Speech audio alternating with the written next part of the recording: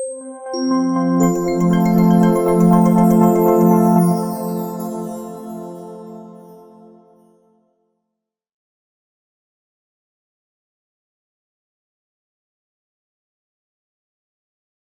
GHS exige uma série de propriedades gerais relativa a estado físico, a cor, odor, né? Para mim, informações gerais sobre as substâncias, o ponto de fusão ou ponto de congelamento, e juntamente com o ponto de ebulição vai me permitir inferir se a substância é um sólido, um líquido ou um gás nas condições ambientes, né? A inflamabilidade e principalmente, quando se trata de um sólido ou de um gás, eu preciso saber se ele é inflamável ou não. Se ele for líquido, eu vou ter, por exemplo, ponto de fulgor, ponto de outras propriedades. E se ele for inflamável, eu tenho que saber qual é o limite superior e inferior de explosividade e inflamabilidade e o ponto de fulgor. Essas propriedades aqui são fundamentais, o ponto de fulgor e o ponto de ebulição, para que eu possa, por exemplo, classificar líquidos inflamáveis, né? Qual é a categoria de líquido inflamável, se eu vou ter um líquido extremamente inflamável, facilmente inflamável ou apenas inflamável, ou se ele é combustível. Obviamente, se uma substância ela não for combustível, não faz sentido eu falar em ponto de fulgor, nem limite superior, de explosividade. Eu vou ter que dizer que essas propriedades não são aplicáveis naquele caso específico, né. Então só vai ter sentido falar em ponto de fulgor e esses limites aqui de inflamabilidade se ela for inflamável. Outra propriedade, temperatura de autoignição, quando a substância vai sendo aquecida, independente de existir uma faísca ou alguma centelha, ela vai, iniciar o processo de combustão. Também se aplica àquelas substâncias que são inflamáveis ou combustíveis. Outra propriedade importante é a temperatura de decomposição, né. Algumas substâncias, né, ao serem aquecidas, elas não necessariamente mudam de estado físico. Antes delas, por exemplo, um sólido, antes dele se tornar líquido, ele pode eventualmente se decompor, e é importante saber esses produtos de decomposição, que eles se formam, nós vamos ver na sessão seguinte. Então, saber a temperatura de decomposição. Então, tem outras propriedades, né, importantes, que eu vou citar, por exemplo, o pH só faz sentido para aquelas substâncias que se dissolvem em água e estabelece um equilíbrio ácido e base, aí eu posso falar em pH. Se é um solvente orgânico, por exemplo, eh, que não se dissolve em água, não tem sentido eu falar pH. Eu não posso colocar, por exemplo, não disponível. Nesse caso, eu tenho que dizer não aplicável. Porque é muito comum a gente ver nas fichas várias propriedades que não são aplicáveis e o fornecedor coloca lá não disponível. Isso gera uma confusão para quem vai utilizar essa informação. Então, eu vou dizer, ó, pH, se eu tiver um solvente orgânico que não se mistura com água, eu vou falar que não faz sentido eu falar em pH. A mesma coisa a velocidade cinemática, ela é uma propriedade muito importante para a gente ver a viscosidade de líquidos, principalmente solventes orgânicos, para saber se, por exemplo, se ingeridos, eles vão ser perigosos por aspiração. Eles poderão ser aspirados para o sistema respiratório, né, e pode causar inclusive a morte. Outra coisa importante é a solubilidade. Quando não vem especificado, normalmente a gente está falando solubilidade em água, né? Ou eventualmente eu posso falar solubilidade em algum solvente orgânico. Isso é muito importante também para a gente conhecer, por exemplo, prever algumas medidas de combate a incêndio, né? Por exemplo, se um líquido não é miscível com a água, ele eventualmente ele pode ficar, se ele for mais denso, ele pode formar uma camada de água por cima, mas se ele, por exemplo, for não solúvel e menos denso, por exemplo, ele pode formar uma película, e isso no caso de combate a incêndio é muito importante, porque eu vou ter que usar métodos de extinção de incêndio diferente. O coeficiente de partição, ele é importante para mim saber substâncias orgânicas, né, como que ela se distribui você tem um frasco de que tem octanol e água, aquelas substâncias que são mais lipossolúveis, né, elas tendem a ter uma concentração maior no octanol. Octanol é uma molécula de 8 átomos de carbono, né, embora tenha um OH, mas ela é bastante apolar. E a água, então se uma substância tiver afinidade com gordura, ela vai ter um coeficiente de octanol maior, né, e isso, se ela tem um coeficiente de octanol menor, isso significa que ela não dissolve bem na água.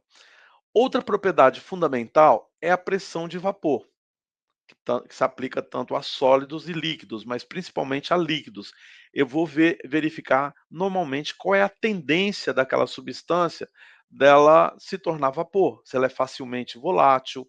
Geralmente eu posso trabalhar em termos de unidades de Pascal ou hectopascals, né, 100 pascais, né, ou eu posso trabalhar em milímetros de mercúrio. O ideal é colocar as unidades do sistema CGS, o então, no caso, você pode colocar, por exemplo, usando o sistema internacional hectopascal. Então, eu conhecendo a pressão de vapor, eu posso fazer, usar essa informação para prever o quanto que ele volatiliza ou não. Por exemplo, você tem muitos aplicativos, software de modelagem para estimar a exposição a uma determinada substância, né? Por exemplo, você tem uma operação de pintura e às vezes você quer saber qual é a exposição para um determinado ingrediente. Então, geralmente o software vai exigir que você informe a pressão de vapor numa dada temperatura. Outra propriedade importante é a densidade, eh, da substância, né. Isso combinado com solubilidade, eu posso tirar várias conclusões importantes, mas outra densidade é a densidade relativa de vapor, né, se ele é mais denso que o ar ou menos denso que o ar. Como eu falei para vocês, isso daqui dá uma ideia de como que, esse vapor, por exemplo, esse gás vai se distribuir, numa determinada atmosfera. Tem outras características, por exemplo, quando você tem um sólido finamente dividido, ou se ele é um sólido mais fibroso, né, eu posso dar características de partícula. A a lista de propriedades, elas não é exaustiva, né, então você pode, às vezes, informar propriedades relativas a uma substância ou uma mistura, mostrando que aquilo é relevante, por exemplo, para você identificar, situações de risco, né. Bom, eu vou dar um exemplo aqui, né, importante, que as substâncias, aqui no caso vai depender do grau de pureza, mas quanto mais pura ela tem propriedades físico-químicas bem definidas, ao passo, né, que as misturas não. Então, você pode, se você tiver uma determinada substância, conforme o nível de pureza, se você não precisa determinar as propriedades físico-químicas para elaborar uma ficha. Você pode consultar bases de dados, por exemplo, bases revisadas por pares, por exemplo, como o GESTES, o PubChem, o ECA, enfim, tem várias bases de dados.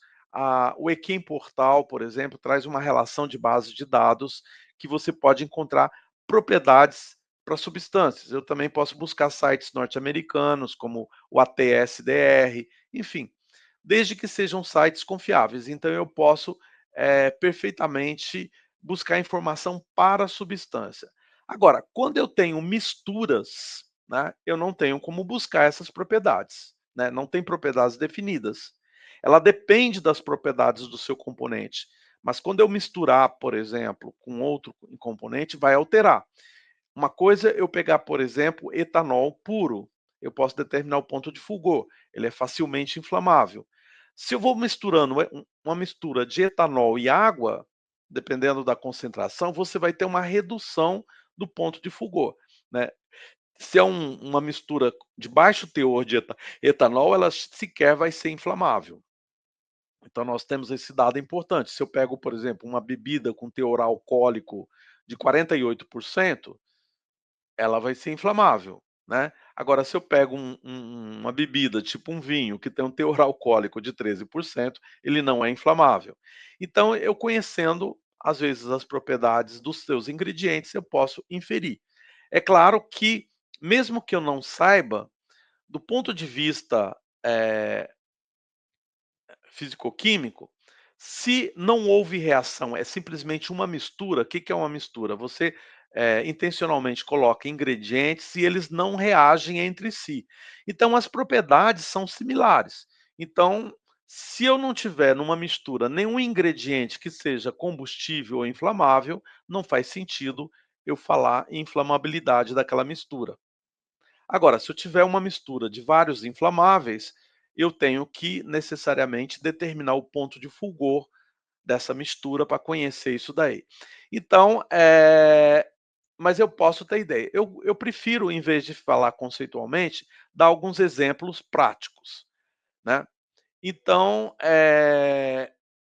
você pode, para descrever as propriedades físico-químicas, nós temos um guia do sistema do Programa Internacional de Segurança Química, que tem as fichas internacionais de segurança química da OIT.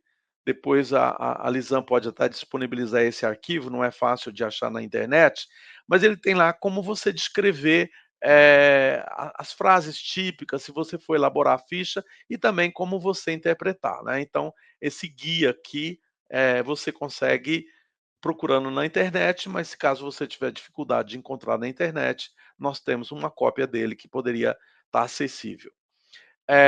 Sempre, né, outra coisa interessante é que a classificação do GHS para fins de transporte, a classificação de produtos para fins de transporte, o famoso TDG, dos perigos perigosos, que é o sistema que todo mundo está bastante familiarizado, são as mesmas. Então, se eu tiver que determinar, as propriedades físico-químicas e realizar os ensaios previstos no livro laranja, que eles chamam, né, normalmente ele tem hoje o Ministério do Transporte, ele tem uma especificação, na nossa legislação, eu não preciso repetir as propriedades físico-químicas, porque elas já estão lá, são as mesmas que eu vou necessitar para fazer a classificação da substância para fim de transporte. Então, por exemplo, eh, quando eu tiver, por exemplo, propriedades relativas a perigos físicos, se é explosivo, por exemplo, eu preciso saber se ele teste de sensibilidade, se o gases inflamáveis, eu também tenho que medir as propriedades, aerossóis, tem ensaios específicos para medir aerossóis, gases oxidantes, eh, gases sob pressão, normalmente não precisa praticamente fazer ensaio nenhum. Líquidos inflamáveis, eu preciso, conhecer as propriedades em termos de, eh, faixa de explosividade, por exemplo, o limite inferior de explosividade, o limite superior. Sólidos inflamáveis, eu preciso conhecer também ponto de fulgor. Várias substâncias que são autorreativas, ela é importante eu saber que elas autorreagem, porque eu vou ter que colocar essa informação na seção 10 da FDS, sólidos pirofóricos, enfim, eu tenho várias substâncias, propriedades físico-químicas que são úteis na classificação dessas classes de substâncias.